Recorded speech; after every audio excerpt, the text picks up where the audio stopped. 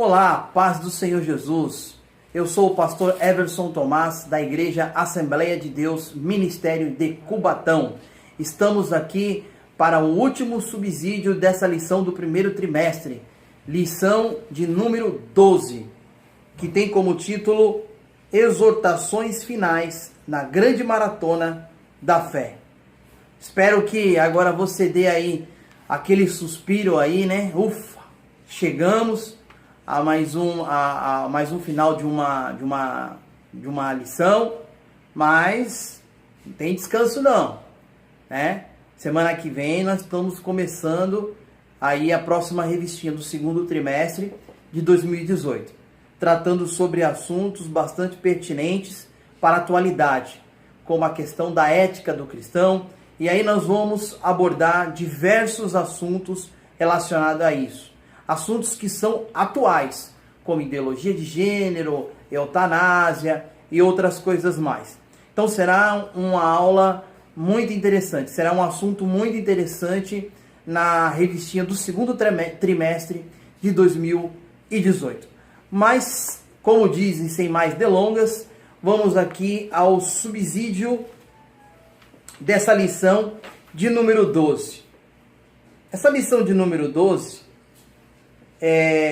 ficou aqui o capítulo 12 do livro de Hebreus, e também poderia falar alguma coisa sobre o capítulo de número 13.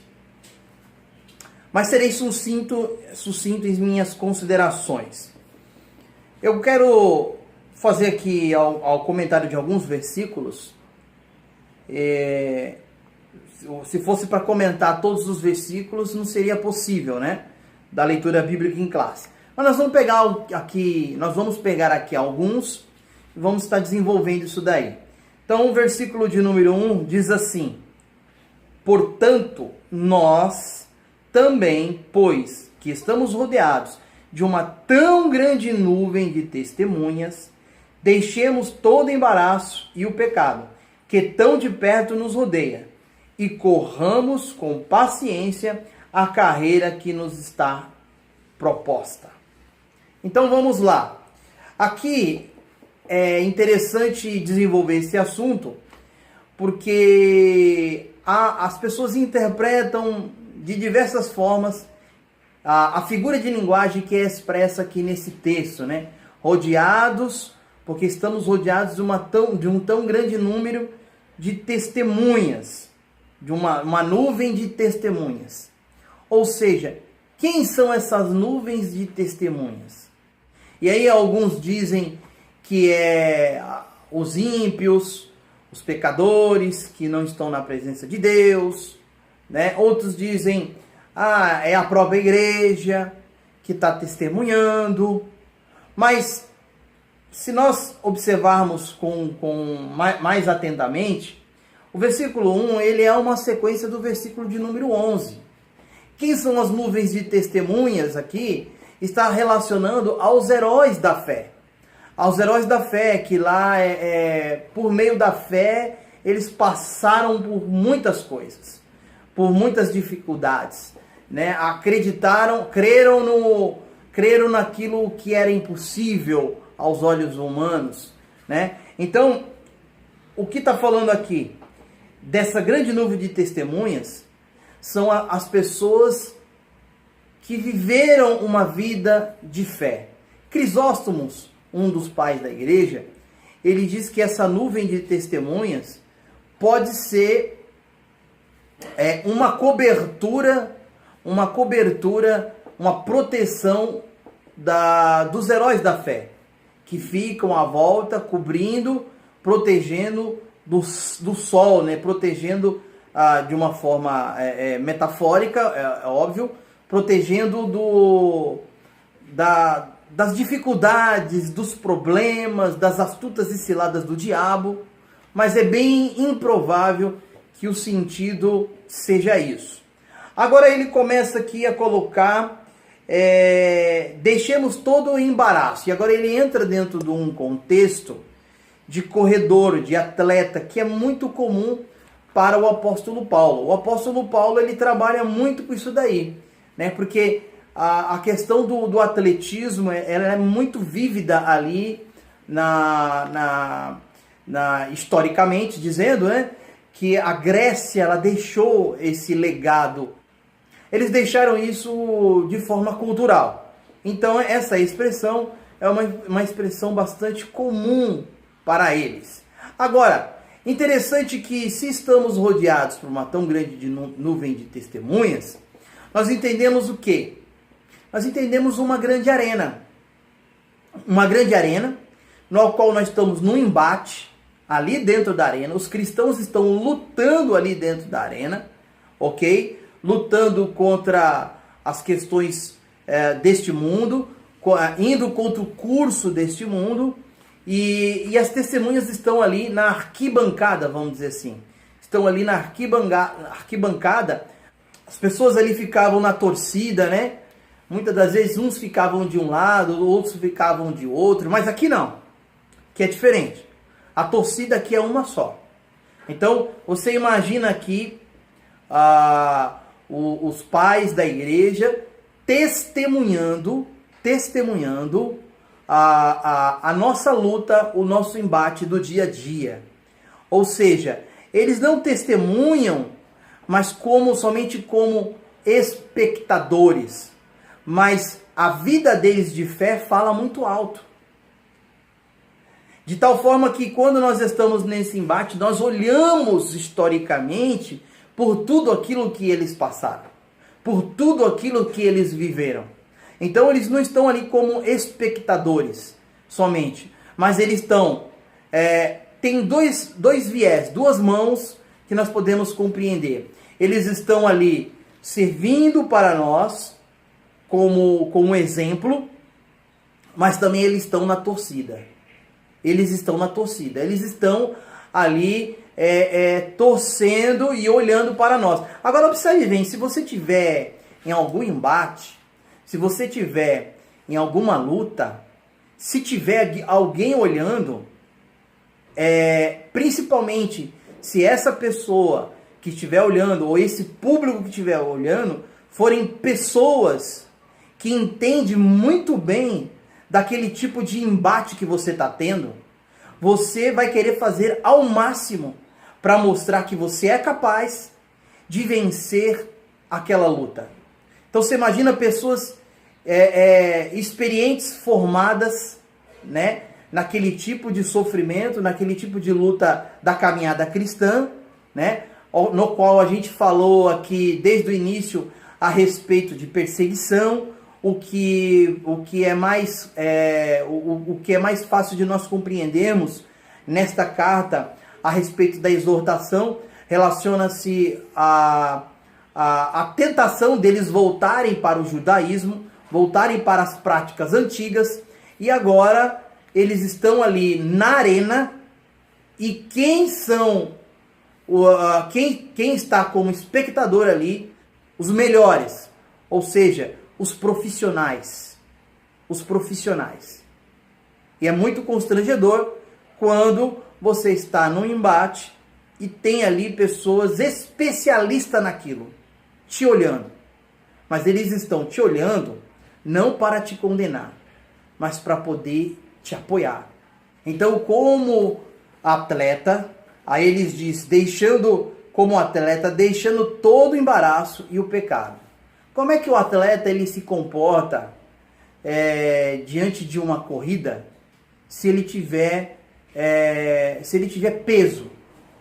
Não tem como uma pessoa participar de uma corrida se ela estiver carregando algum peso. É impossível ela vencer essa corrida. Então, deixa todo o embaraço, toda a preocupação, todo o medo, todo o fardo pesado e corra para a carreira que lhe está proposta. E é importante frisar que quem nos dá essa carreira é Cristo Jesus. Cristo Jesus, ele nos dá esta carreira. É ele que nos propõe essa carreira. Porque muitas das vezes as pessoas querem uma carreira cristã que ela mesma tem colocado como proposta para ela. Eu proponho isso para mim. Não. Aqui é Cristo que nos propõe. É Ele que nos dá esta carreira. E aí diz, vamos correr com paciência, né? Ou seja, com paciência é sinônimo de continuidade. É sinônimo de estar ali aguardando até o fim. E aí no versículo de número 2 diz assim: olhando para Jesus, todos aqueles que têm uma carreira proposta na sua vida, se olhar para as dificuldades desse mundo presente, ela não vai prosseguir. Ela não vai conseguir chegar até o fim. E aqui diz, os olhares fitos, os olhares direcionados, fitando para quem? Para quem? Aquele que propôs. Quem foi que propôs? Cristo Jesus, o Senhor que nos propôs uma carreira. Então, os nossos olhos precisam estar fitos, precisam estar fitados naquele que nos deu a carreira, que é Cristo Jesus. Não pode olhar nem para a direita e nem para a esquerda. Essa é a verdade. A vida cristã, se ficarmos preocupados com aquilo que está à nossa volta e não nos concentrarmos naquilo que Deus tem para cada um de nós, não vamos chegar a lugar nenhum. E isso é de suma importância. Aqui diz que ele é o autor, ou seja, essa archegos ou archegos, essa palavra autor no original, ela tem como um sentido de edificador. Ou seja, aquele que iniciou todas as coisas. E ele é o consumador. Então ele é o iniciador e ele é o consumador da fé, o qual, pelo gozo que lhe estava proposto, e aqui há um paradoxo muito interessante. O paradoxo do sofrimento e da alegria. Interessante isso, né? Porque como é que podemos andar com essas duas coisas lado a lado na nossa vida cristã? Como podemos? É simples. Nós sofremos, passamos por dificuldade nesta carreira, mas quando nós estamos com os nossos olhos fitados, olhando para Jesus, nós ficamos ligados e firmes e pacientes naquilo que nos tem sido proposto. Não só terminar esta carreira, mas como também alcançar um alvo muito maior. Alcançar a eternidade. Receber a coroa de glória. E foi isso que Cristo fez. Ele sofreu aqui na terra por toda a humanidade, mas ele tinha uma promessa, né? Ou seja, de estar ali ao lado de Deus Pai, assentado ao lado de Deus Pai. E aí, pela alegria que ele estava proposta, diz aqui, suportou a cruz. Se Cristo suportou a cruz, o que nós conseguimos suportar? No versículo 1 nós temos o exemplo da tão grande nuvem de testemunhas, que são os heróis da fé. Mas agora aqui não temos comparativo. Porque na verdade ninguém se compara com Jesus. E ele foi muito mais além do que qualquer ser humano. Ele foi muito mais além.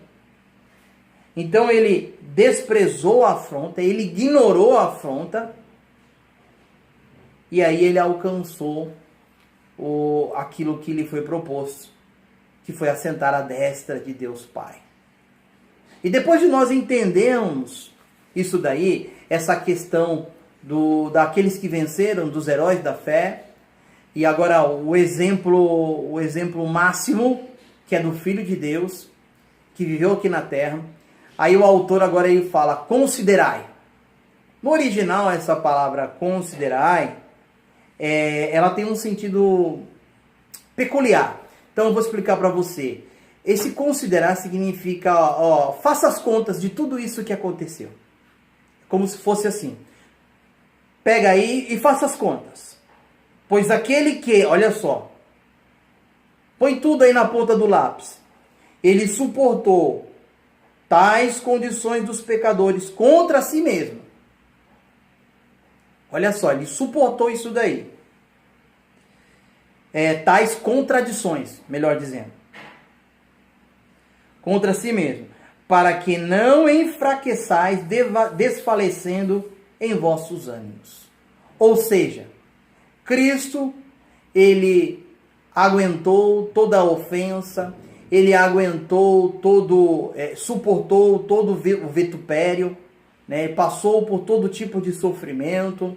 Jesus foi desprezado, Jesus foi humilhado, Jesus foi maltratado, foi cuspido. Você imagina só. Então põe tudo isso na ponta do lápis. É o que o autor aqui está dizendo. Põe tudo isso em conta. Você vai tirar o seu foco? Você vai deixar de fazer aquilo que Deus tem proposto para você? Olha quantas pessoas, olha quantos estão olhando para ti, na torcida. O testemunho deles fala alto. Sem contar com o meu próprio filho, ele deu a vida por toda a humanidade. Considere isso. E aí no versículo de número 4, ele chega ao extremo de dizer que é óbvio que foi ali o que Cristo fez. Ele ofereceu até o seu próprio sangue, ele derramou o seu próprio sangue na cruz do Calvário. O versículo 4 é bem claro, ó, porque nós não resistimos tal sofrimento. Não resistimos esse derramamento de sangue da forma que Cristo resistiu por toda a humanidade. Então, aqui nós fechamos esse primeiro ciclo aqui, falando dessa questão do exemplo. E agora nós vamos entrar aqui, a partir do versículo de número 5, falando de tudo aquilo que nos foi ensinado, de tudo aquilo que foi dado como exortação para a igreja. E aí aqui há uma chamada de atenção, vamos dizer assim.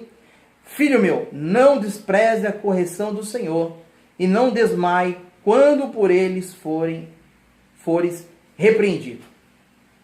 E aí tem do versículo 6, 7 e 8, é bem interessante, que começa a falar sobre essa questão da disciplina. Essa questão de ser disciplinado, ou posso dizer assim, ser discipulado pelo próprio Senhor. Jesus, o que ele mais fez na sua caminhada foi discipular. Jesus sempre estava ensinando como ter uma vida disciplinada, como viver o reino de Deus aqui na terra.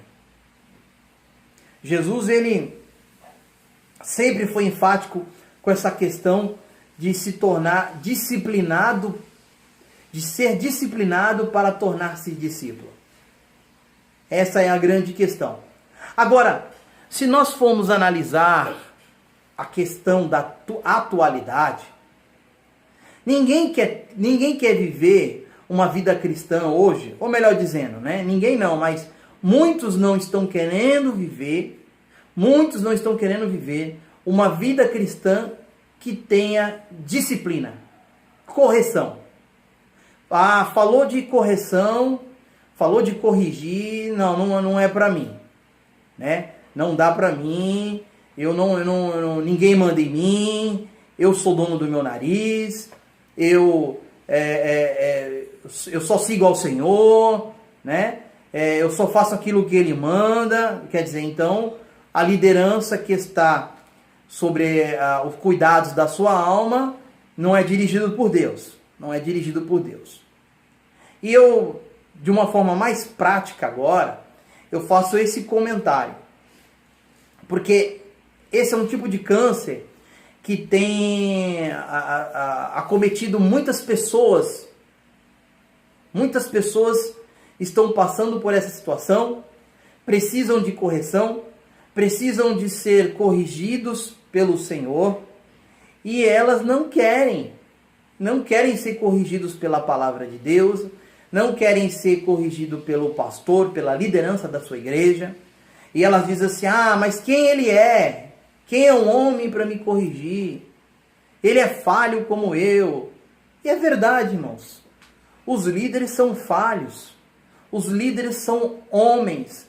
Mas não podemos deixar de esquecer que são autoridades outorgadas pelo nosso Senhor, pelo nosso Deus. E aí eu ouvi alguns comentários em algumas grupos aí nas redes sociais. Mas então eu tenho que obedecer tudo o que o pastor está falando, o que o líder está falando. Veja bem, se tudo que ele está falando estiver em consonância com a palavra de Deus, sim, tem que obedecer. Porque ele está como um representante de Deus aqui na terra. Ele tem a autoridade para poder nos conduzir a nossa vida, conduzir a nossa alma. É óbvio que se ele estiver falando alguma coisa e mandando você fazer alguma coisa, ensinando você a fazer alguma coisa que não está em consonância com a palavra de Deus, nós não vamos seguir. O autor aqui da revistinha, ele parte do pressuposto que essa liderança é uma liderança que está debaixo realmente da autoridade divina. Não é as lideranças que muitas das vezes nós encontramos por aí que fazem aquilo que querem. Que na verdade atuam como verdadeiros lobos. Que tiram tiram a lã e tiram a pele das ovelhas. Então aí é diferente. Aqui a instrução do autor de Hebreus, ele está se referindo àquelas pessoas, aqueles líderes que estão debaixo da direção de Deus. Então o pressuposto é esse. Então, se estiverem ensinando coisas que não estão de acordo com a palavra, é óbvio que nós não vamos seguir. É óbvio que temos todo o direito, e não só direito, mas devemos ser fiéis à palavra do Senhor. E aí as pessoas começam, como diz aquele ditado, ver pelo em casca de ovo, né? Eu vi em algumas redes sociais, mas então se ele está com toda a autoridade, se ele mandar eu fazer aquilo, se mandar... Meus amados irmãos, se não estiver de acordo com a palavra de Deus, você não deve fazer. E isso é muito simples, fazer esse tipo de avaliação. Isso daí não é difícil. Você consegue entender. Então, fica bem claro isso daí. Tá ok? Para que não haja distorções dentro dessa compreensão. Né? Obedecei aos vossos pastores. Sujeitai-vos a eles, porque velam por vossas almas. É a palavra de Deus.